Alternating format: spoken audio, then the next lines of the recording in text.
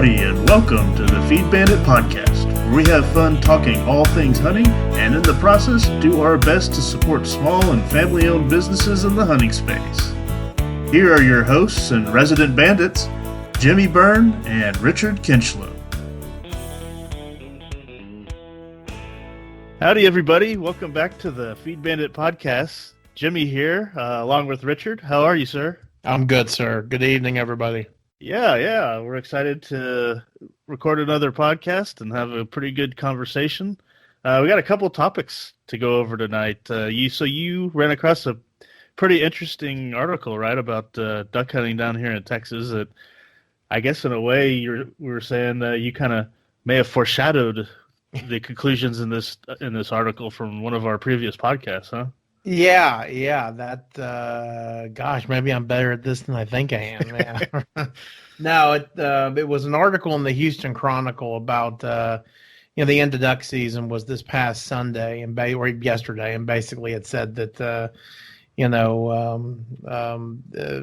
season end or what did it say? Something like the season's closing to a really frustrating duck season. And it's one of the better articles that I've actually read, because it not only covered what was happening here at home in Texas, but also everywhere else in the country. It talked a couple of lines about what was happening in Louisiana, so on and so forth. And the bottom line of the whole article was a couple of things. First, it was talking about how the weather, and I don't think it was climate change. Okay, let's not even go there. We don't have enough bandwidth to go over that stuff. But that'll be a topic for another time. Yeah, that's right. Yeah. Anyway, yeah. So they were talking about how it just hasn't been quote unquote cold enough up north. Which, it's funny because I know we've talked about that. I know we talked about that as far as dove is concerned, and obviously with the ducks and geese and whatnot. But, especially this weekend, right? Because right. My wife over dinner tonight said, "Did you hear how cold it's going to be in Minneapolis?" Oh, yeah. I was like, "I have no idea." She's like, "Just guess." I was like, "I don't know, 5-10 degrees." Yeah. She's like, "No, negative like 25 or something." That's without wind chill. Yeah, it's go outside with a jacket and you die within seconds weather, which is it's kind of crazy. So, but no, yeah. So they were saying that because of the lack of that type of weather, just not a lot of ducks and geese and cranes comparatively came down to Texas to winter this year, which again I thought was kind of crazy. And when we talked about that at the beginning of dove season and whatnot, and I always think about, but I really haven't thought about it much since. Typically I'll check the forecast. What's the weather in Oklahoma and Kansas and all that. But the article was going on talking about how a lot of those birds that actually come into Texas were held up in Kansas and Oklahoma. So thanks a bunch. We appreciate that. Really frustrating. The other thing they were talking about in the article that I was definitely concerned about, and my my predictions came true, is that there was just too much water. Okay, and then again, it is so bittersweet. I remember doing the one of our first podcasts talking about dove season, about how dry it was, so on and so forth, and how it was going to be great for the dove, because it's going to really concentrate them, and if it holds out, it'll be great for the ducks. But of course, it's but it's also bad in a way, obviously, because your ponds and your creeks and your tanks dry up. You've got limited water supply. The animals are having to hone in on one or two water supplies on a piece of property, if that. And that makes them a real target for predation. But of course, as we talked about, the skies opened up and the rains came, and they came to the tune of about 2 feet. I mean, it's insane. And because of that, every crack and crevice in the entire state of Texas, again, bittersweet, filled up with water. And just offered the ducks a myriad of different places to go. I mean, they were rich. Okay, they had places they could go on Tuesday, Wednesday, and then they could spend the balance of the week in several other places. It was absolute insanity. So it was it was kind of comforting to read that article, and I'm assuming he interviewed a lot of folks in the know, and to hear that we weren't the only ones that were suffering. Of course, he did point out that obviously there were lots of people that did have great hunts. On some of the websites that I read, you'll read about the fellas having some pretty good hunts, and I have one too. I had a decent one in November. Been pretty crappy ever since. I've struck out 5 times in a row, but that's the way it is. To include this weekend, and I can't really say I struck out because I didn't even bother going. I just sat there and I looked out there on our main big tank, which is about 10 acres. I saw a bunch of ringnecks. I actually saw some redheads too, which the article was actually pointing out that they've not seen many of those down along the Texas coast, which they're normally very plentiful. I actually saw a couple of mallards too, but I decided not even to go. I just kind of put my white flag up when it came to the duck hunting this year. So looking forward to early teal season, that's for sure. It's only a few short months away. In the article said that what was the line that they said that it seemed like they kind of just stopped at? You said Oklahoma or Kansas or something? They said that Kansas and Oklahoma was what was kind of the selected wintering spot for some of these birds. Now, when this article came out, I think it came out yesterday, they had just completed the Texas aerial winter migratory bird game survey, which, I mean, God, I don't know how the hell they do that. I was about to say, how do you do that? Yeah. Well, due to the monstrosity. With any accuracy, I mean. Oh, exactly. It's like, well, I see 15 teal down there. Extrapolate that across the state, so that makes for 5 billion ducks. Exactly. But yet I only killed 18. Here I go again. I'm starting to whine. No, but they said that actually that it wrapped up this. In fact, I think it wrapped up Saturday or Sunday, so they should have the data here in a couple of weeks. So if we remember, we'll report back and see what the migratory bird numbers were in the state of Texas. But apparently, according to this article and according to a lot of unhappy hunters, it was down. So yeah, but that is literally, it is what it is. Nothing we can do about it, and we just got to look forward to the future. So that's good. It wasn't just you, and it wasn't just Rancho Bandido. It was, right. They weren't just flying around the ranch fence. Correct. Yeah, they were not. They were not avoiding me. They just really weren't there. Yeah. God, and I tell you, it just was it was crazy to me because I had such a great. My second hunt out of the gate was just phenomenal. We had a big cold front, a real big cold front, and it pushed a lot of birds down. And man, oh man, I just pounded them. I mean, to shoot a limit, again, is very, very rare when we hunt, but I just kind of thought that was a sign of things to come. And God have mercy, did it fizzle out after that? Yeah. So, we had a great deer season, and again, we the last podcast we did, we talked about the off season. Personally, for me, I love the off season. We've got the hog hunting and the varmint hunting. We're gonna talk about that. I'm gonna be going on an axis hunt this weekend, so we'll do a recap on that, and we've got lots of fun things planned. So, yeah. Well, I definitely look forward to hearing about the axis hunt. I'm very jealous. Absolutely. Yes, it kills me that I couldn't make it. I know. Believe me, I know. Yeah, I actually talked to. We're going to be going with my brother-in-law, me and one of our mutual buddies, as you know, and we talked to him, and he said that he talked to the fella who's kind of the guide of the area, and says they're overrunneth with axis. So don't tell me this. Just to stop. Yeah. They're stacked up. They're stacked up. So yeah, it's gonna be. He said, "Bring as many coolers as you got." Yeah, so, I may need to borrow one of yours.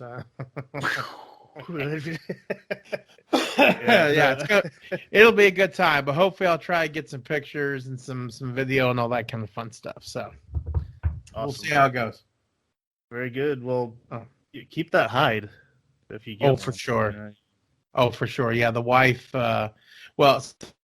So this is supposed to be, if we see an axis with that's still in her antler, or still has his antlers. And it's it's worth mounting. I'm gonna try to put it on the wall. We'll see. After, of course, this could literally within 24 hours. This could literally change because I think I have 2 slab leaks, and probably not gonna have any money to do anything. So I may be calling on you to do me a European mount if you don't mind. Not a problem. Yeah, and I'll let you keep the face too. Yeah, thank you. I was gonna say I'm gonna tax you probably a backstrap. Oh yeah, that's perfect. I might steal some of Tyson's then. Yeah. Awesome. That's awesome. Yeah. Well. Yeah. What else? Tell me about what happened this last weekend. Yeah. So we went down to Rancho Bandido again.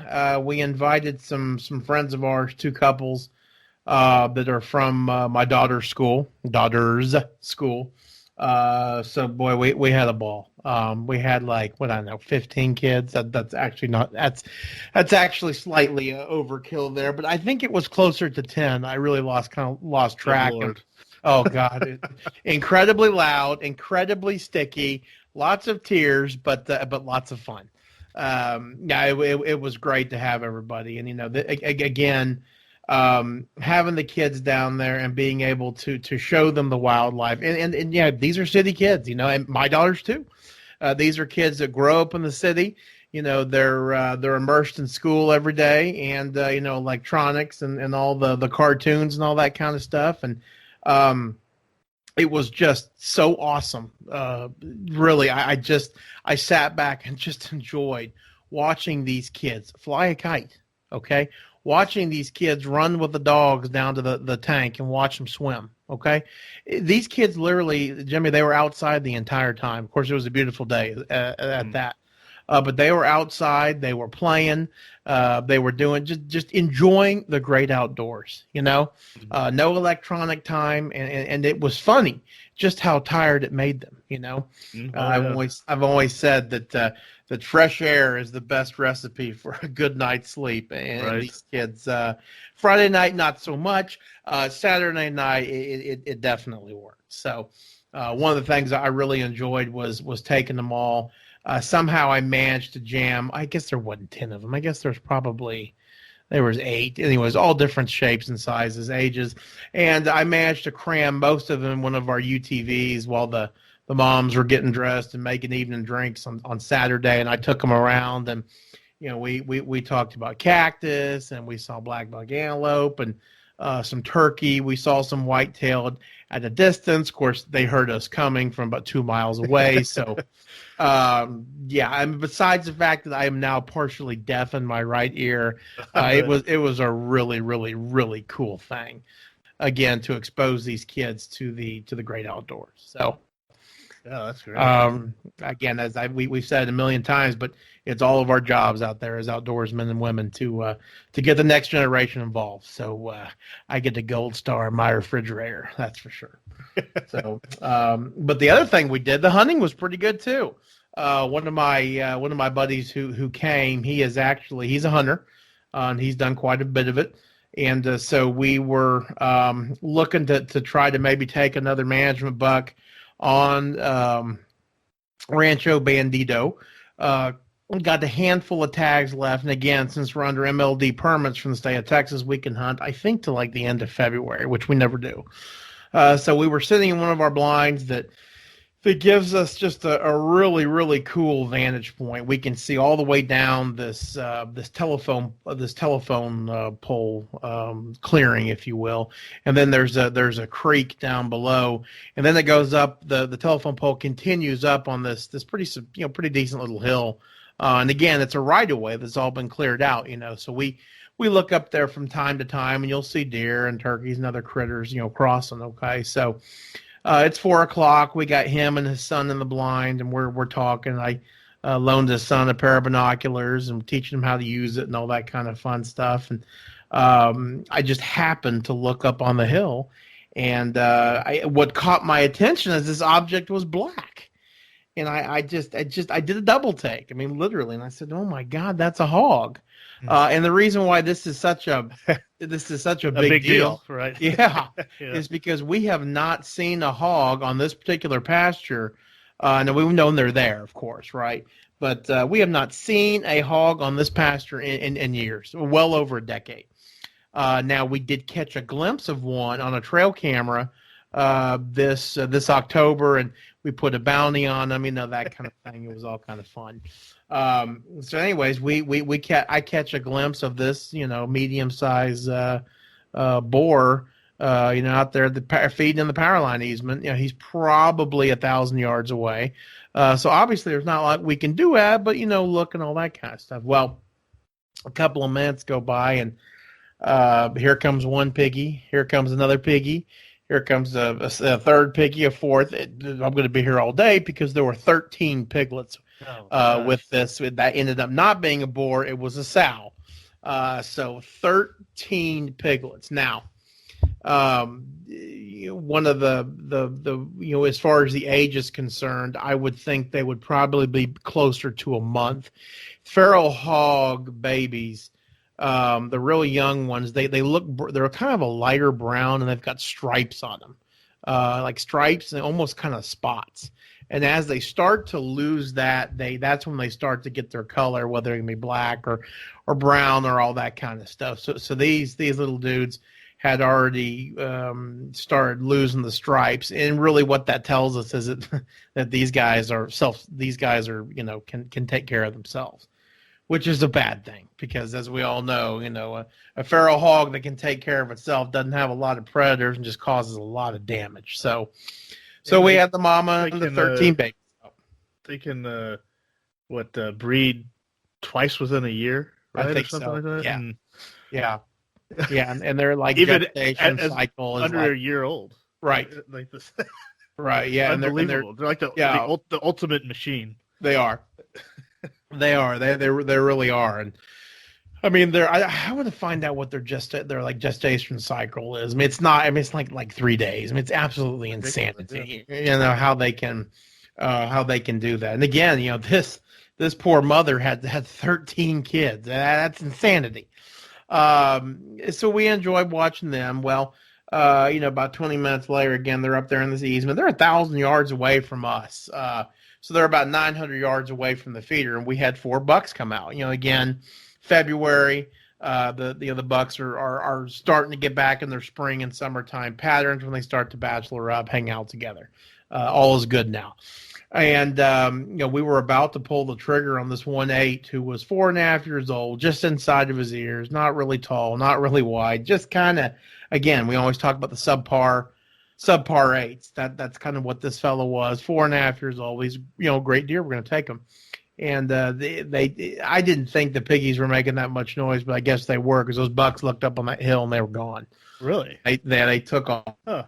They took off, which was really frustrating because I was gonna let this guy pop one of those bucks, and then I kind of thought, well, if the pigs didn't react to it, maybe we could sneak up and get one of them. So, about 20 minutes goes by again, and again the no other deer have come out. Hogs are still up there. So at this point, another pig comes out, and a little bit bigger boar.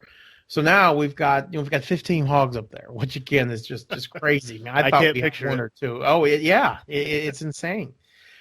So we made the decision to kind of abandon the deer hunting, and I said, listen, why don't you try to sneak up there? So he got out of the blind. Me and his son went back, and we got in our vehicle, and we kind of drove right behind the blind so we could kind of watch the show unfold, and it was a lot of fun. He said he felt like a hunter on like one of the hunting show channels, and I said, oh my gosh, I felt like the audience. It was a lot of fun. So where did he walk to?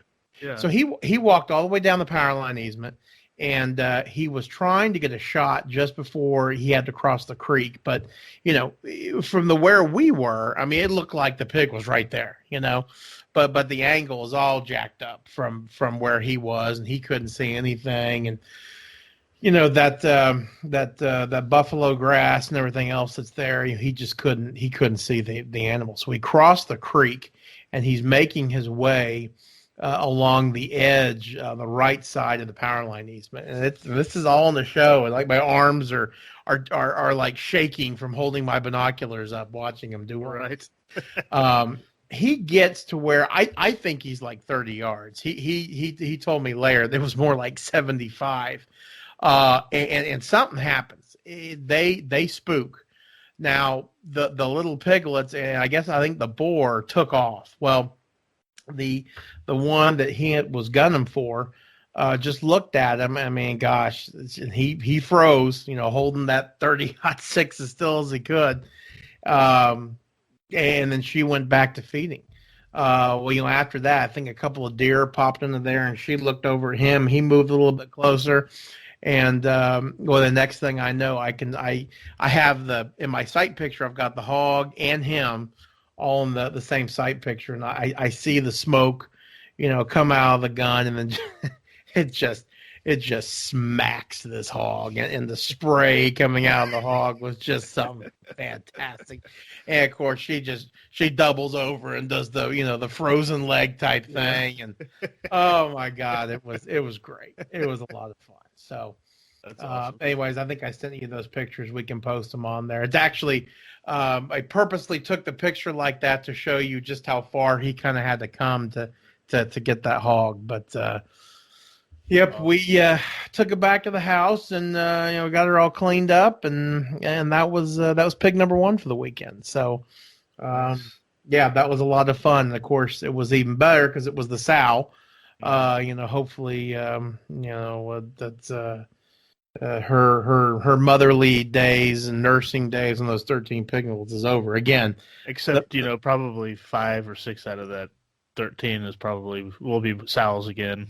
Oh, most likely. Yeah. Yeah, for sure. So hopefully without their mother, they'll make horrible life decisions, Right. They'll start doing pig cocaine, stuff like that. And maybe come out during the day when we're driving around. Yeah. That's right. Yeah, exactly. Just, no one to teach them to hide. And, that's right. Yeah, they'll make poor choices. They're on pig skid row, and yeah. So we can sit there and hope, and we'll see what happens. Right. So, fast forward to night number 2. Still trying to get this gentleman a deer. I send them to one of our blinds. This is the West Pens. That's I'm not going to say it's a guarantee, but it's pretty much a guarantee. Has been for me. Yeah, well, and everybody else. It is absolutely prolific. It's just in an awesome area. It's a little clearing that we made, and all around it is just some outstanding bedding cover.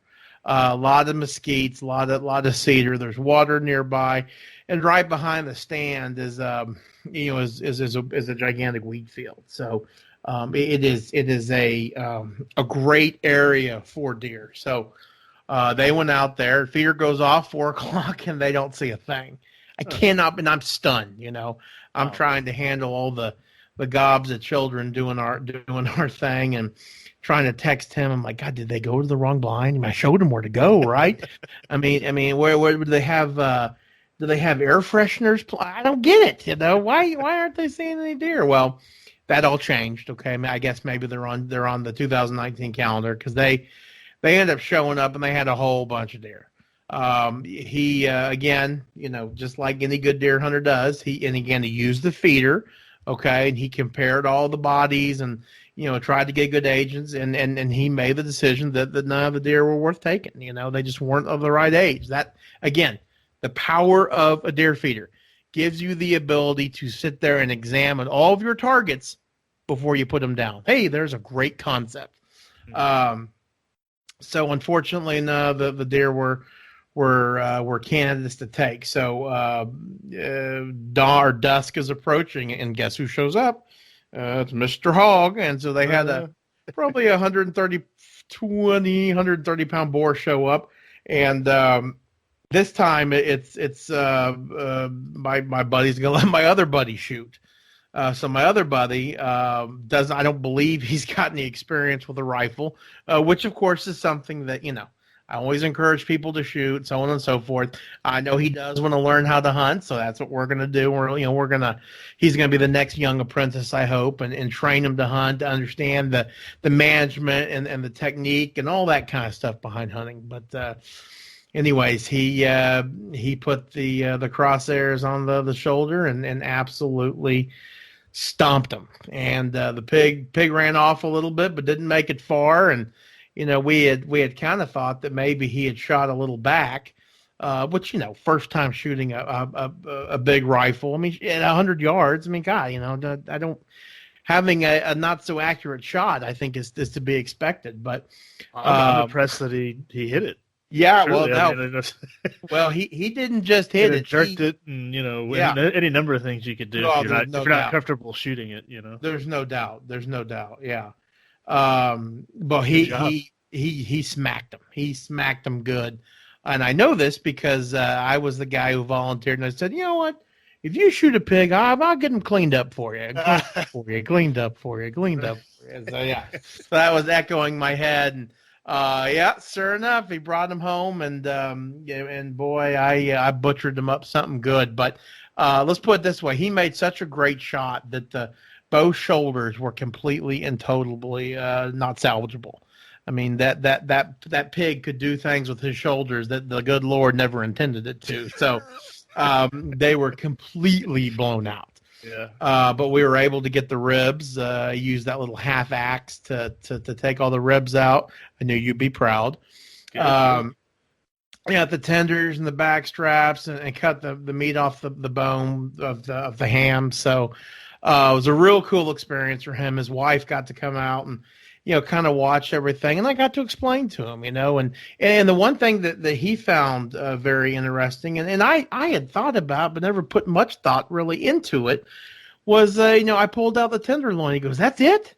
I said, "Well, sure, that's it." And then it just kind of dawned on me, wait a minute, I know you're going. You're in the store, When you're in the store, you get a tenderloin out. It looks like a small loaf of bread, It looks like a backstrap. Exactly. Oh, exactly. Yeah, it looks like a backstrap. So, and I was like, man, I just never really had thought about it. But that really kind of put everything in context about how, the grocery store hogs or pigs rather, how big they really are. Mm-hmm. So anyway, I'm glad you got the ribs for him because for sure. Let me tell you, there is nothing like those wild hog ribs. Yeah.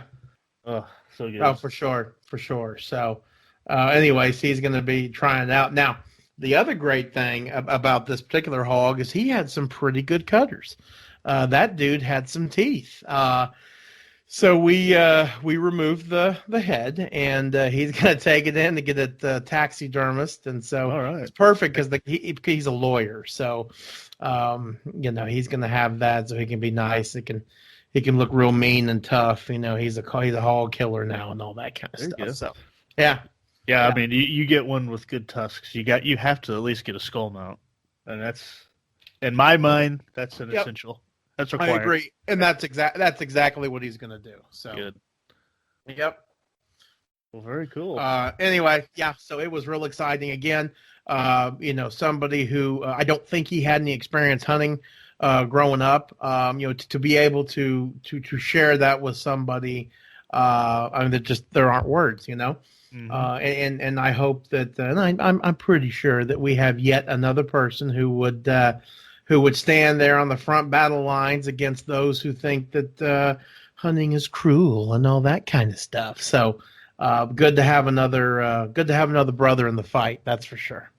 Well done. Good job in the recruiting. Yep. Well, thank you. Awesome. Well, great stories. No, that's what it's all about. The stories right there, Absolutely. Well, is there anything else you wanted to talk about? My friend, I think that's funny. When we were talking about the Feed Bandit podcast with this group, and they had all been listening, and we're we are very thankful for all of our listeners. Our listenership, if that's a word, seems to be really going through the roof. So we're really, really happy. But they were all asking, is this weekend going to make the cut? And I said, as good as this weekend has gone, I think we can do almost an entire episode dedicated to them. So there you go. Yeah. You're famous. I know. Good times, absolutely. Even though I have yet to mention their names. But they know who they are. So. There you go. Yeah. The anonymous famous people. That's right. Well done. Absolutely. Well done to you both. Yep, for sure. Yeah, that's amazing to see a hog on the HQ like that, and to see that many, and that's I really can't picture it because quite frankly I've never seen that. But I know. I mean, you see that outside, in the other pastures. Oh yeah. But yeah.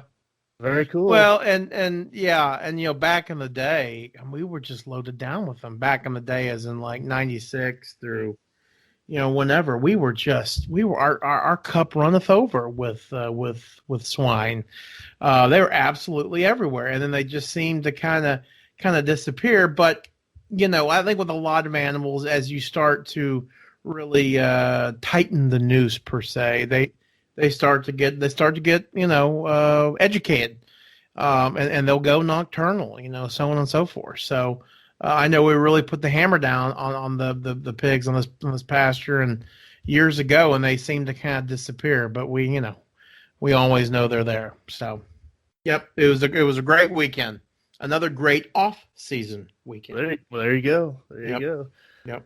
Awesome. All right. Well, I think that's good for tonight. Unless you got something else, but I think I'm good, my friend. No, I just want to echo your sentiments about thanking everyone who's listened and keeps listening so far. We really appreciate it. We do it for y'all, and we're going to continue to do it for y'all, as well as we have some really cool podcasts coming up with some gear manufacturers, some other service providers. So stick around, look us up. Make sure you have subscribed on your podcast app, so you'll get automatically informed of when those new podcasts come out. And also, be sure to check out our website, feedbandit.com, and then click on the link up top for gear giveaway contests. We're pretty much always running a giveaway contest. So, and it just depends on the week to see what piece of gear it is. But yeah, go over there, feedbandit.com, click on the gear giveaway contest link, or just feedbandit.com/contest. Bookmark that webpage and check it occasionally. Every now and then there might be something on there that interests you. So with that, I think that's it. We'll bid everyone listening adieu, and y'all have a good one. Support your local feed store, folks. Absolutely. Take care.